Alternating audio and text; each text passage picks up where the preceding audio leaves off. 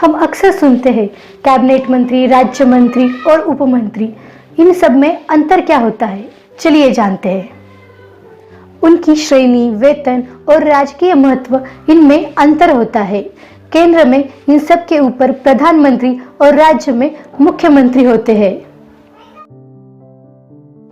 Cabinet के सदस्य सबसे अधिक महत्वपूर्ण होते हैं और कैबिनेट के सदस्यों द्वारा ही सामूहिक रूप से शासन की नीतियां बनाई जाती है। दूसरे स्तर पर राज्य मंत्री होते हैं। कभी कभी किसी राज्य मंत्री को किसी विभाग के प्रमुख की स्वतंत्र जिम्मेदारी भी दी जाती है और कुछ राज्य मंत्री कैबिनेट मंत्रियों को उनकी काम में सहायता करते हैं। राज्य मंत्री के बाद उपमंत्री आते हैं, जो कि कैबिनेट मंत्री के सहायक के रूप में कार्य करते हैं। उपमंत्री को किसी विभाग के प्रमुख की जिम्मेदारी नहीं दी जाती।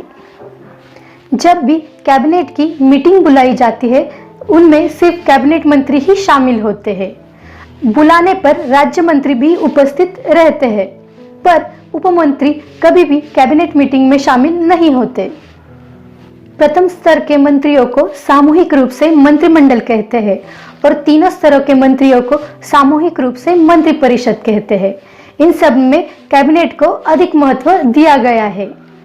तो आज हमने जाना कि सबसे ऊपर आते हैं कैबिनेट मंत्री, उसके बाद आते हैं राज्य मंत्री और तीसरे स्तर पर आते हैं उपमंत्री।